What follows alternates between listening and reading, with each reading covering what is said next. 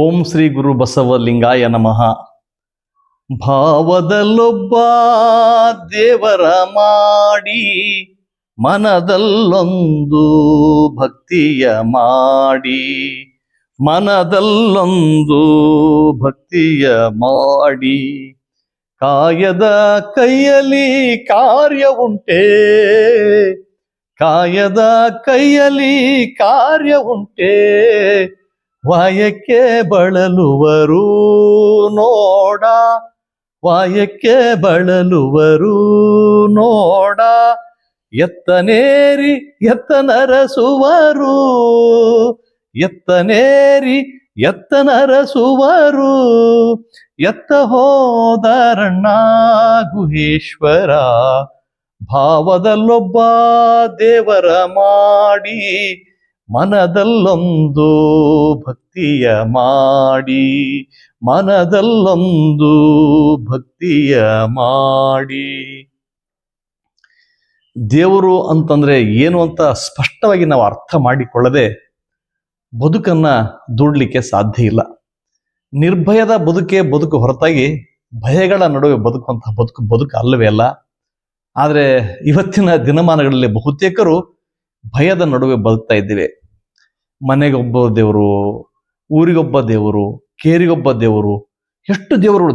ದೇವರು ಅಂದ್ರೆ ಬಹುಶಃ ಬಸವಣ್ಣವರ ಭಾಷೆಯಲ್ಲಿ ಹೇಳಬಹುದಾದ್ರೆ ಅವು ಕಾಲಿಡಲಿಂಬಿಲ್ಲ ಅಂತ. ಆ ರೀತಿ ಒಳಗಡೆ ದೇವರುಗಳು ನಮ್ಮ ನಡುವೆ ಸೃಷ್ಟಿಯಾಗಿವೆ. ನಿಜಕ್ಕೂ ದೇವರು ಯಾವುದು? ನಾ ದೇವನಲ್ಲೇ ನೀ ದೇವನೇ ಅಂತಕ್ಕಂಥ ಪ್ರಶ್ನೆಯನ್ನ ಅಲ್ಲಮ ಪ್ರಭುಗಳು ನಮ್ಮ ಮುಂದಿಡ್ತಾರೆ. ಹಸಿವಾದಾಗ ಒಂದು ತುತ್ತು ಅನ್ನವನ್ನು ಕೊಡ್ತೇನೆ, ಕುಡಿಲಿಕ್ಕೆ ನೀರು ಕೂಡ ಕೊಡ್ಬೋದು, ಆದ್ರೆ ನಾ ದೇವ ಕಾಣ ಗುಹೇಶ್ವರ ಅಂತ ಅವರು ನಾವೇ ದೇವರು ಅಂತ ಅನ್ನುವ ಸತ್ಯವನ್ನು ಅವರ ಅರ್ಥ ಹೇಳ್ಕೊಡ್ತಾರೆ. ಆದ್ರೆ ಈ ಸತ್ಯವನ್ನು ನಾವು ಯಾರು ಅರ್ಥ ಮಾಡಿಕೊಳ್ತಾನೆ ಇಲ್ವಲ್ಲ. ಎಷ್ಟು ವಾಯಕ್ಕೆ ಬೆಳತಾ ಇದ್ದೀವಿ ನಾವೆಲ್ಲ, ಭ್ರಮೆಯಿಂದ ಓಲಾಡ್ತಾ ಇದ್ದೀವಿ ಒಂದೇ ಸಮನೆ. ಅದು ದೇವರು, ಇದು ದೇವರು ಅಂತ. ದೇವರಿಗೆ ನಾವು ಮೈ ತೊಳಿಸ್ಲಿಕ್ಕೆ ಸಾಧ್ಯನಾ? ವರ್ಷಕ್ಕೊಂದ್ಸಲ ದೇವರ ಮೈಯನ್ನ ತೊಳೆಯುವ ಸಲುವಾಗಿ ಎಷ್ಟು ಜನ ಓಡಾಡ್ತೀವಿ. ಸಮಯ ಎಷ್ಟು ವ್ಯರ್ಥ ಆಗ್ತಿದೆ, ಎಷ್ಟು ವಿವೇಕರಹಿತರಾಗಿ ವರ್ತನೆ ಮಾಡ್ತಾ ಇದ್ದೇವೆ ನಾವೆಲ್ಲರೂ. ನಮಗೆ ನಾವೇ ಅಂತರಾವಲೋಕನ ಮಾಡಿಕೊಳ್ಳಬೇಕಾಗಿದೆ. ನಮ್ಮೊಳಗೆ ಅದ್ಭುತವಾದ ಶಕ್ತಿ ಇದೆ. ಆ ಶಕ್ತಿ ಕೂಡ ದೇವರು ಅಂತ ನಾವು ಅರಿವು ನಮಗಿಲ್ಲ. ಆ ಎತ್ತನೇರಿ ಎತ್ತನರಸುವರು, ಎತ್ತ ಹೋದರಣ್ಣ. ಎತ್ತಿನ ಮೇಲೆ ಕೂತೀವಿ, ಎತ್ತನ ಹುಡುಕಾಡ್ಕೊಂತ ಹೊರಟಿದ್ದೀವಿ. ಎಂಥ ಭ್ರಮೆಯ ದಿನಗಳಲ್ಲಿ ನಾವು ಇದ್ದೀವಲ್ಲ. ಈ ಬಗ್ಗೆ ನಾವು ಆಲೋಚನೆ ಮಾಡಬೇಕಾಗಿದೆ, ಚಿಂತನೆ ಮಾಡಬೇಕಾಗಿದೆ. ಆಲೋಚನೆ ಚಿಂತನೆಗಳಿಲ್ಲದೆ ಬದುಕು ಸಾಗಬಾರದು. ಅದೊಂದು ಬದುಕು ನೀರಸ ಬದುಕಾಗ್ತದೆ. ಹೀಗೆ ಒಂದ್ಸಲ ಹುಟ್ಟಿ ಹೀಗೆ ಸೆಗಣಕ್ಕೆ ಸಾಸಿರ ಹುಳ ಹುಟ್ಟವೇ ದೇವ ಅಂತ ಶರಣರು ಹೇಳ್ತಾರೆ. ಸೆಗಣಲ್ಲಿ ಬೆಳಗ್ಗೆ ಹುಳ ಹುಡ್ತವೆ, ಮಧ್ಯಾಹ್ನದಲ್ಲಿ ಬೆಳಿತೇವೆ, ಸಂಜೆ ಕಡೆ ಸತ್ತು ಹೋಗ್ಬಿಡ್ತೇವೆ. ನಾವು ಹುಡುಗಗಳಲ್ಲ, ನಾವು ಮನುಷ್ಯರು. ನಮಗೂ ಆಲೋಚನೆ ಮಾಡುವ ಶಕ್ತಿ ಇದೆ, ಚಿಂತನೆ ಮಾಡ್ತಕ್ಕಂಥ ಬುದ್ಧಿಮತ್ತೆ ನಮ್ಮೊಳಗಡೆ. ಇದೆಲ್ಲಕ್ಕಿಂತ ಮುಖ್ಯ ನಮ್ಮೊಳಗಡೆ ಆತ್ಮಶಕ್ತಿ ಇದೆ. ಆಮೇಲೆ ಆತ್ಮಾವಲೋಕನ ಇದೆ. ಈ ಆತ್ಮಾವಲೋಕನವನ್ನ ಮಾಡ್ತಕ್ಕಂಥ, ವಿವೇಚನೆ ಮಾಡ್ತಕ್ಕಂಥ, ಚಿಂತನೆ ಮಾಡ್ತಕ್ಕಂಥ ಶಕ್ತಿ ಪ್ರತಿಯೊಬ್ಬರೊಳಗೂ ಇದೆ. ಅದು ಏನಾಗಿದೆ ಪರಿಸ್ಥಿತಿ ಅಂದ್ರೆ ಅದರ ಧ್ವನಿ ನಮಗೆ ಕೇಳಿಸಿಕೊಳ್ತಾ ಇಲ್ಲ. ಹಾಗಾಗಿ ನಾವು ಯಾವುದ್ಯಾವುದೋ ದೇವರುಗಳ ಹಿಂದೆ ಹುಡುಕಂತ ಹೊರಟಿದ್ದೇವೆ. ಆ ದೇವರುಗಳಾದ್ರೆ ಹೇಗಿವೆ ಸ್ವಲ್ಪ ಆಲೋಚನೆ ಮಾಡೋಣ. ಇದು ಸಿದ್ದರಾಮ ಶರಣರ ಜಯಂತಿಯ ಪ್ರಯುಕ್ತವಾದರೂ ಅವರ ಒಂದಾನೊಂದು ವಚನವನ್ನು ಪರಿಪಾಲನೆ ಮಾಡಲಿಕ್ಕೆ ಪ್ರಯತ್ನ ಪಡೋಣ. ಕೇವಲ ಮೂರ್ತಿ ಪೂಜೆಯನ್ನ ವೈಭವೀಕರಿಸಿ ಮಾಡೋದ್ರಿಂದ, ಡೋಲು ಬಡಿಯೋದ್ರಿಂದ, ಡಮರುಗ ಬಡಿಯೋದ್ರಿಂದ, ಭಾಜಾ ಭಜಂತ್ರಿ ಬಡಿಯೋದ್ರಿಂದ, ಢಾಳವಾಗಿ ವಿಭೂತಿ ಧರಿಸುವುದರಿಂದ ಸಿದ್ದರಾಮೇಶ್ವರ ಜಯಂತಿಯನ್ನ ಮಾಡಿದಂತೆ ಆಗುವುದಿಲ್ಲ. ನಿಜವಾಗಿ ಸಿದ್ದರಾಮೇಶ್ವರ ಜಯಂತಿ ಮಾಡಬೇಕಾದ್ರೆ ಅವರ ಒಂದಾದರೂ ವಚನಗಳನ್ನ ನಮ್ಮ ಬದುಕಿನಲ್ಲಿ ತಂದುಕೊಳ್ಳಕ್ಕೆ ನಾವು ಪ್ರಯತ್ನ ಮಾಡಬೇಕು. ನಾವು ಯಾವುದನ್ನ ದೇವರಂತ ನಂಬಿದ್ದೇವೋ ಅವರು ಹೀಗಿದ್ದಾರೆ ಅನ್ನುವ ಸತ್ಯವನ್ನ ಬಹಳ ತುಂಬಾ ಕಟುವಾಗಿ ಆಗಿದ್ರು ಕೂಡ ವಾಸ್ತವ ಸಂಗತಿಗಳನ್ನ ವಚನಗಳ ಮೂಲಕ ಸಿದ್ದರಾಮ ಶರಣರು ನಮಗೆ ಹೇಳ್ತಾರೆ. ಇಂದ್ರ ನೋಡುವಡೆ ಬಗದೇಹಿ.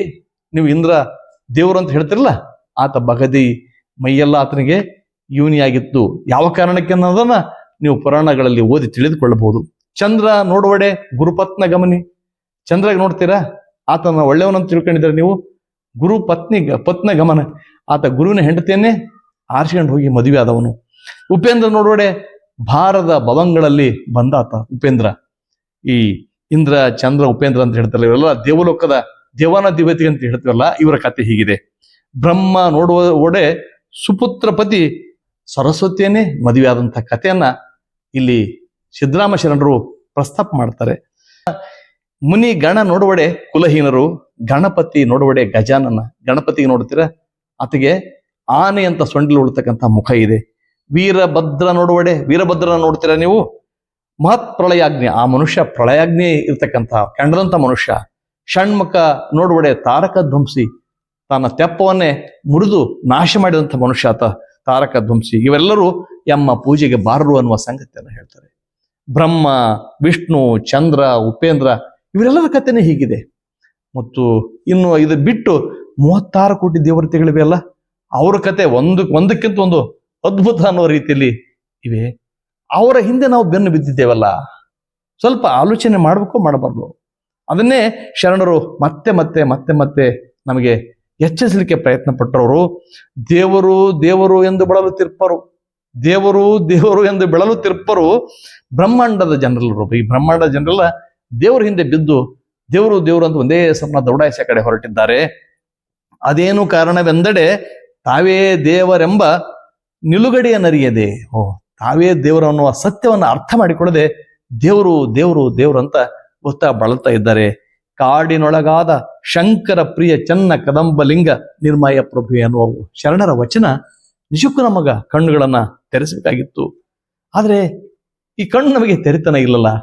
ಧೂಪ ಹಾಕೋದ್ರಿಂದ, ದೀಪ ಹಾಕೋದ್ರಿಂದ ತನ್ನ ಮುಂದಿನ ದೀವಿಗೆಯನ್ನ ತಾನೇ ಮೂಡಿಸಿಕೊಳ್ಳದ ದೇವರು ನಮ್ಮ ಬದುಕಿಗೆ ಮಾರ್ಗದರ್ಶಿಯಾಗಬಲ್ಲದೆ, ಅಥವಾ ಯಾವುದೋ ದುಡ್ಡು ಕೊಟ್ಟು ಬಜಾರದಲ್ಲಿ ತಂದಂತ ಭಾವಚಿತ್ರ ಅದರ ಮುಂದೆ ಇಟ್ಕೊಂಡು ನಿಂತು ನಾವು ಏನೇನೋ ಕೇಳ್ತೀವಲ್ಲ, ದೈನಸಿಯಾಗಿ ನಿಂತ್ಕೊಂಡು ಅದು ಕೊಡು, ಇದು ಕೊಡು, ಮಕ್ಕಳು ಕೊಡು, ಮರಿ ಕೊಡು, ದನ ಕೊಡು, ಧಾನ್ಯ ಕೊಡು, ಹೆಂಡತಿ ಕೊಡು, ಸಾಧ್ಯನಾ ಅದು ಕೊಡ್ಲಿಕ್ಕೆ?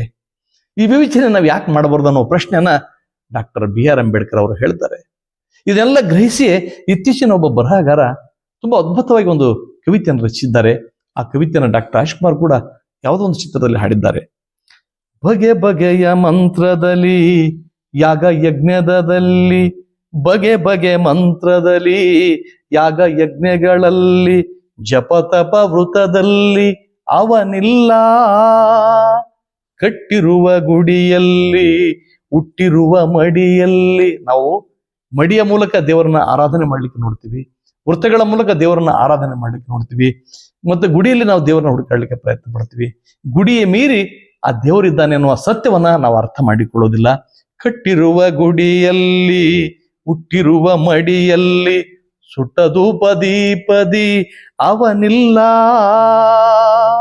ಮಣ್ಣ ಕಣ ಕಣದಲ್ಲೂ ಜೀವ ಜೀವಗಳಲ್ಲೂ, ಮಣ್ಣ ಕಣ ಕಣದಲ್ಲೂ ಜೀವ ಜೀವಗಳಲ್ಲೂ, ಒಳಗಿನ ಕಣ್ಣಿಗೆ ಕಾಣುವಾತನು, ಒಳಗಿನ ಕಣ್ಣಿಗೆ ಕಾಣುವಾತನು.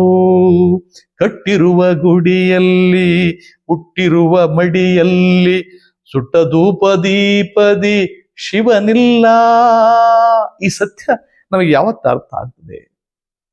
ಈ ದೇವರು ಅನ್ನುವ ಕಾನ್ಸೆಪ್ಟ್ ನಮಗೆ ಯಾವತ್ತು ಅರ್ಥ ಆಗ್ತದೆ?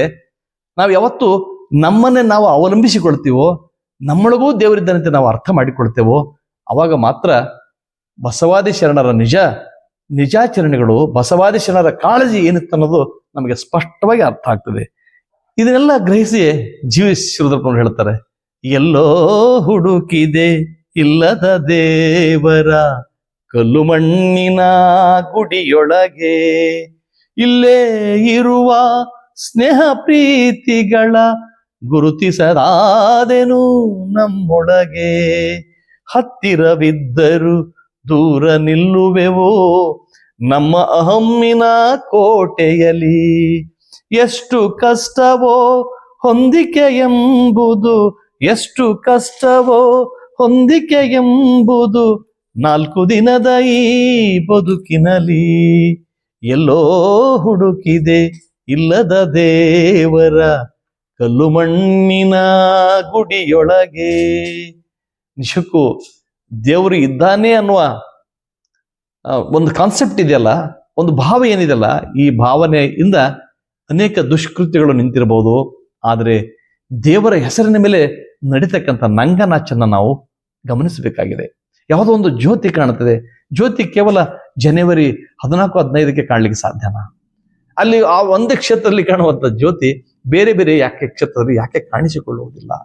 ಈ ಬಗ್ಗೆ ನಾವು ಪ್ರಶ್ನೆ ಮಾಡೋದಿಲ್ಲ. ಯಾವತ್ತೋ ನಾವು ಪ್ರಶ್ನೆ ಮಾಡ್ತೀವೋ ಅವತ್ತು ಸತ್ಯ ನಮ್ಮ ಅರಿವಿಗೆ ಬರ್ತದೆ. ಪ್ರಶ್ನೆ ಮಾಡದೆ ಉತ್ತರ ಸಿಗಲಿಕ್ಕೆ ಸಾಧ್ಯ ಇಲ್ಲ. ಹಾಗಾಗಿ ನಾವು ಮೊದಲು ಪ್ರಶ್ನೆ ಮಾಡೋದನ್ನ ಕಲಿತುಕೊಳ್ಳಬೇಕು.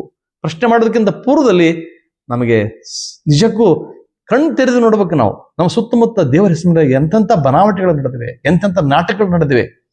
ದೇವರ ಹೆಸರ ಮೇಲೆ ಶಲ್ಯ ಮಾರ್ತಾರೆ, ದೇವರ ಹೆಸರ ಮೇಲೆ ಟೋಪಿ ಮಾರ್ತಾರೆ, ದೇವರ ಹೆಸರ ಮೇಲೆ ಮಡಿಗಳನ್ನ ಮಾರ್ತಾರೆ, ವೃತಾಚರಣೆಗಳನ್ನ ಮಾಡ್ಲಿಕ್ಕೆ ಹಚ್ತಾರೆ, ದೀಪ ಹಚ್ತಾರೆ. ದೇವರಿಗೆ ದೀಪ ಹಚ್ಚಕ್ಕೆ ಸಾಧ್ಯನಾ? ಹಚ್ಬೋದಾ ನಾವು ದೇವರಿಗೆ? ದೇವರಿಗೆ ನಾವು ಅರ್ಘ್ಯ ಕೊಡ್ಲಿಕ್ಕೆ ಸಾಧ್ಯನಾ? ದೇವರು ಅರ್ಘ್ಯ ಸ್ವೀಕರಿಸ್ತಾನ? ಅಷ್ಟು ದೊಡ್ಡವರ ನಾವು ದೇವರಿಗೆ? ಛೇ ಛೇ ಛೇ ಛೇ, ಎಂಥ ಇದು ಒಂದು ಡೊಂಬರಾಟ ನಡೆದಿದೆ ನಮ್ದು. ಬಹುಶಃ ಈ ದೊಂಬರಾಟ ಅಂತಂದ್ರೆ ಆ ದೊಂಬರಾಟ ಅನ್ನೋರು ಕೇಳು ಅಂತ ನಾನು ಹೇಳೋದಿಲ್ಲ ಇಲ್ಲಿ.